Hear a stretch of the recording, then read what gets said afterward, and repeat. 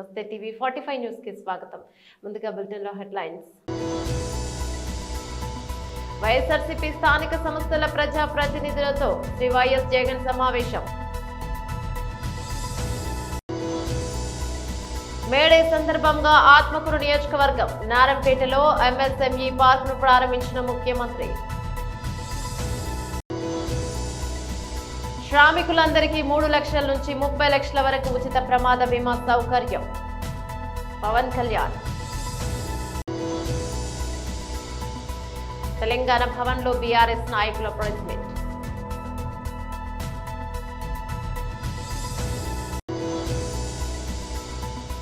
కేంద్ర మంత్రి బీజేపీ రాష్ట్ర అధ్యక్షుడు శ్రీ కిషన్ రెడ్డి న్యూఢిల్లీలో విలేకరుల సమావేశం. డీటెయిల్స్ చూస్తే వైఎస్ఆర్సీపీ స్థానిక సంస్థల ప్రజా ప్రతినిధులతో శ్రీ వైఎస్ జగన్ సమావేశం నిర్వహించారు. రాష్ట్రంలో ఇవాళ పరిస్థితులు ఎలా ఉన్నాయి అన్న సంగతి నాకన్నా కూడా మీకే బాగా తెలుసు.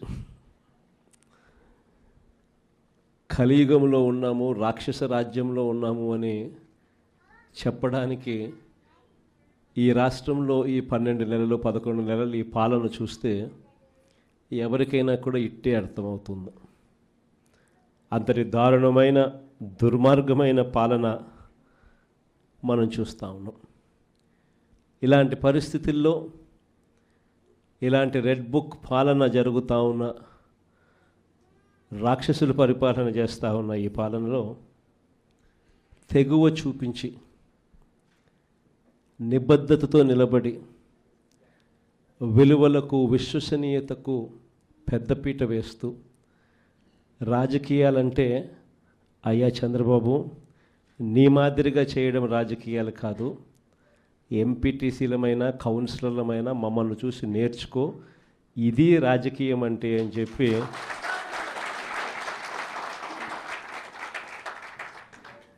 విలువలు విశ్వసనీయతకు ఇది అద్దం పట్టే రాజకీయము అని చెప్పి చంద్రబాబు నాయుడు గారికి కూడా చూపించే గొప్ప తెగువతో అందరూ కూడా గొప్ప తెగువ చూపించారు.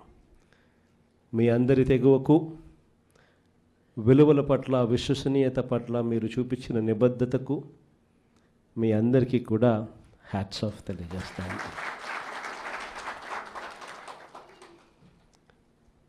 మన రాజకీయాలకు చంద్రబాబు రాజకీయాలకు మధ్య తేడా ఈ 12 నెలలు ఆయన పాలన చూస్తే చాలా తేడా కనిపిస్తుంది.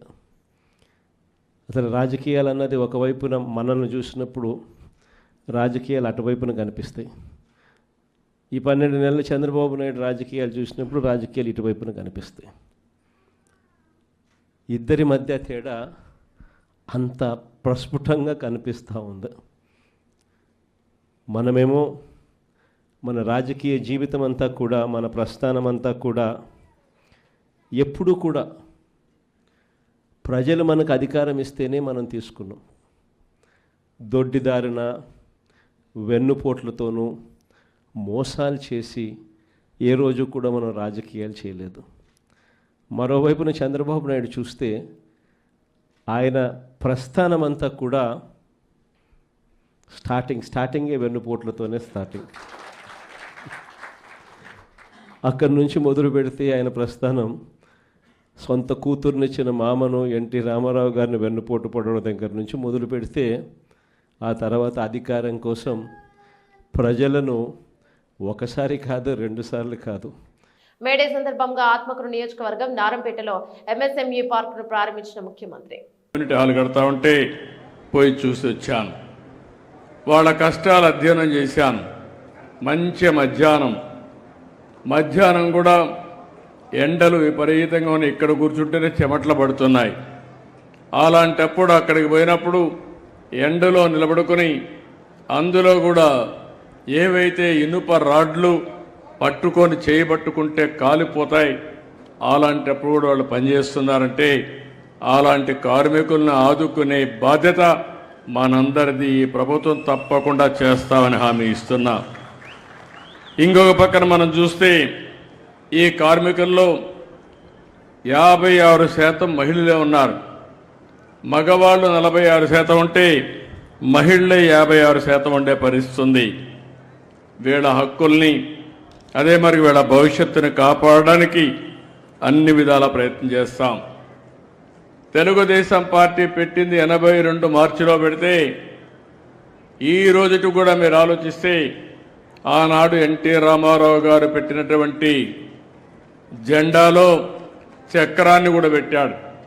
నాగలి, చక్రం, అదే మరి గుడిసె పేదవాడి కోసం గుడిసె పెట్టారు, నాగలి రైతు కోసం పెట్టారు, కార్మికుల కోసం చక్రం పెట్టిన ఏకైక పార్టీ భారతదేశంలో తెలుగుదేశం పార్టీ అని చెప్పి కూడా నేను మీకు తెలియజేస్తున్నా.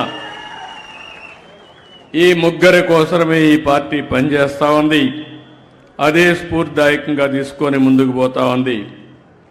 ఈరోజు తెలుగుదేశం ప్రభుత్వం ఇంత మునుపు కూడా అనేక కార్యక్రమాలు చేశాం. ఈరోజు ఇక్కడ ఢిల్లీలో కూడా ఎన్డీఏ ప్రభుత్వం ఉంది.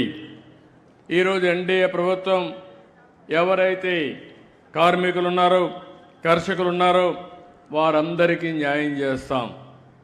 5 సంవత్సరాలు మీరు ఒక్కసారి ఆలోచిస్తే భవన నిర్మాణ కార్మికులు ఇసుక దొరకకుండా ఇష్టానుసారంగా వీళ్ళు పెత్తనం చేసి బ్లాక్ మార్కెట్లో అమ్ముకొని వేరే రాష్ట్రాలకు పంపించి వాళ్ళందరూ ఉపాధి కోల్పోయే పరిస్థితికి వచ్చారు. ఈరోజు నేను ఒకటే హామీ ఇచ్చాను, ఇప్పుడు కూడా చెప్తున్నాను, ఎక్కడైనా సరే ఇసుక ఫ్రీగా ఇచ్చాం. మీరు ఎక్కడైనా సరే మీ ఊర్లో ఇసుకుంటే మీరు స్వేచ్ఛగా తీసుకుపోయే స్వేచ్ఛ ప్రతి ఒక్కరికి మీకు ఇచ్చామని మరొక్కసారి విజ్ఞప్తి చేస్తున్నాను. ఎవరైనా సరే అడ్డం వచ్చినా, మీ ఊర్లో అవకతవకలు చేసినా మీరు పోరాడండి, ఎదురు తిరగండి, గట్టిగా ఉండండి, నేను అండగా ఉంటానని మరొక్కసారి మీ అందరికీ హామీ ఇస్తున్నా. ఈరోజు గవర్నమెంట్కి వేల కోట్ల రూపాయల ఆదాయం వస్తుంది. నేను ఒకటి ఆలోచించాను, భవన నిర్మాణ కార్మికులకు పని కావాలి. దేశ నిర్మాణంలో శ్రామికుల పాత్ర అత్యంత కీలకమని, వారు లేకపోతే అభివృద్ధి సాధ్యం కాదని ఆంధ్రప్రదేశ్ ఉప ముఖ్యమంత్రి పవన్ కళ్యాణ్ అన్నారు. కార్మిక దినోత్సవం మేడే పురస్కరించుకుని ఈ రోజు ఆయన శ్రామికులతో ప్రత్యేకంగా సమావేశమయ్యారు. ఈ సందర్భంగా వారిని ఉద్దేశించి ప్రసంగిస్తూ శ్రామికుల సంక్షేమానికి తమ ప్రభుత్వం కట్టుబడి ఉందని భరోసానిచ్చారు. ఇకపై కార్మికులను కూలీలు అని కాకుండా ఉపాధి శ్రామికులు అని గౌరవంగా సంబోధించాలని పవన్ కళ్యాణ్ పిలుపునిచ్చారు. కష్టపడి పనిచేసే వారికి అత్యధికంగా గౌరవం దక్కాలన్నారు.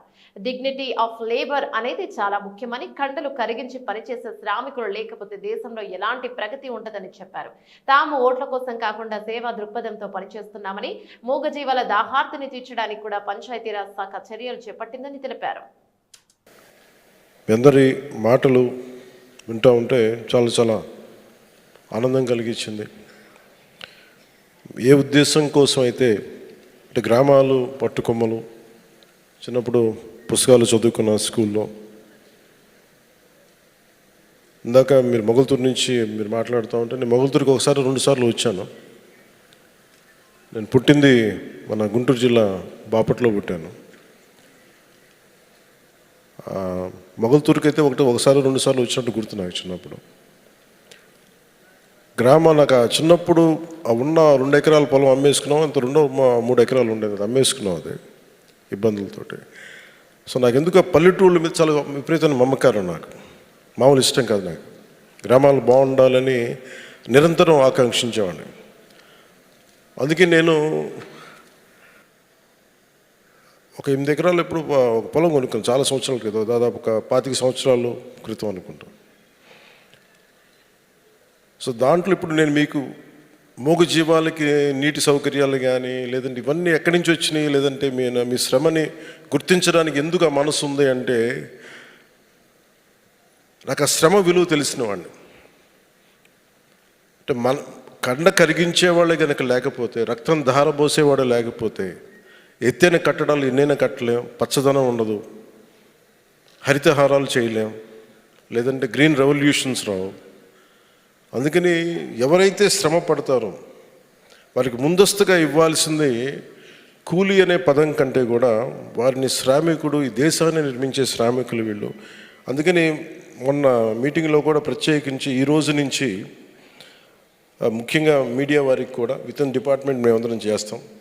ఈ కార్మిక దినోత్సవం సందర్భంగా మీరు ఉపాధి కూలీలు కాదు, మీరందరూ దేశ నిర్మాణంలో చెమటోడ్చి దేశం నిర్మాణం చేసే శ్రామికులు. అందువల్ల ఈ రోజు నుండి మిమ్మల్ని ఉపాధి శ్రామికులుగానే పిలుస్తాం. ఆ గౌరవం ఇవ్వాల్సిన అవసరం మా అందరి మీద ఉంది. ఎందుకంటే ఏ